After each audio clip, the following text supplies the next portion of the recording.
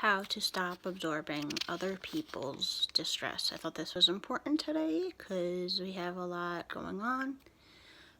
If you're like me, you absorb people's stress very easily, and it can come out in ways that you don't want it to, like being irritable to your partner when you don't want to be, and you want to process that and get it out of your system as fast as you can so that it affects you the least.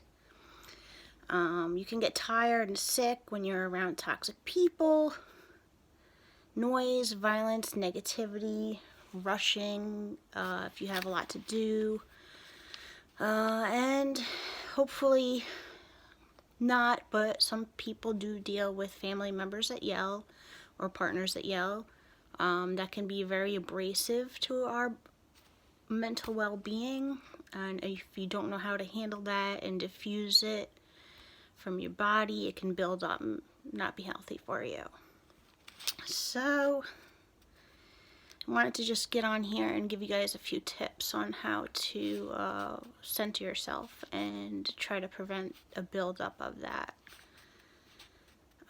If you're someone that, even in a normal situation where you're going to the grocery store, you get overwhelmed by all the food choices that you see in the aisles, or the fluorescent lighting affects you, you're sensitive to it.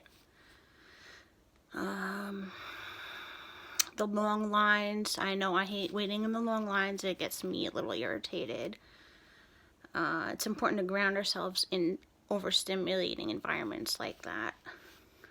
It can take almost a full day or more to get that emotion of frustration out of your body when you're dealing with these situations. So, how to combat that and stop absorbing it? Regular exercise is a given for anything that's just going to keep you healthy for a whole bunch of things. This is something you should be doing anyway. Exercise does help detox your body by moving your lymph fluids around. A lot of my friends do like meditation and breathing exercises. I've started doing some on my own. They are very helpful. An exercise that you can do, breathe deep and then visualize and say return to sender. Like you want to visualize their energy. You're returning that bad energy to that person.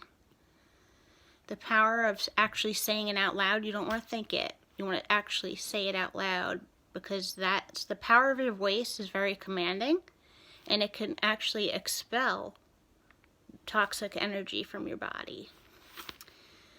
Most of us do know detoxing with water. You want to make sure that you're hydrated, but also you can take Epsom salt baths if you like that. It also gives you calming time to be alone, to diffuse your emotions. And the Epsom salt gives you added magnesium, which can also give you a calming effect. Something that I find that is very important, I want to say a highlight of my message today. Saying no is a complete sentence. You don't owe anybody an explanation for anything that you feel or any decision that you make. Something else that is good for getting rid of bad energy, listen to music. I find myself turning on the TV. I don't really have a stereo, but there's a bunch of music channels on there. I like to listen to blues myself. I don't know if we have any blues fans out there. And you can dance if you want to. I'm terrible myself, but actually moving helps. You want to make sure, if you can, to remove yourself from around those people that you know are toxic, are going to give you that feeling.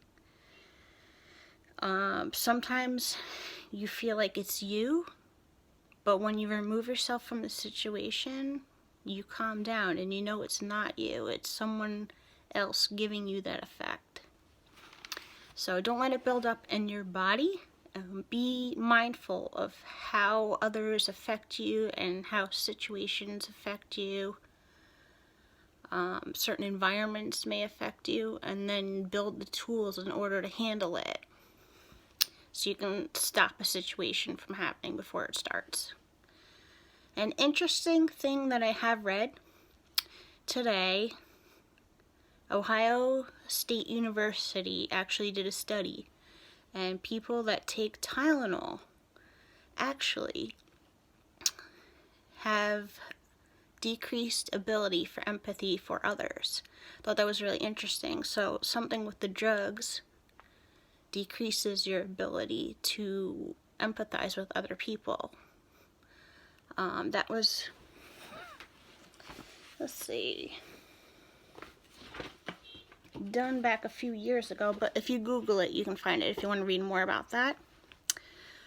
If you want to know if you are an empath, or if you're curious to know what type of empath you are, because there are different types. You can even be a plant empath. I have no clue on that even existed until today, but if you would like to know more about that and you're interested, you can always direct message me and I will work with you. I can send you a self-assessment to see if you are an empath or not and what type you are. I hope this helped. Have a good day.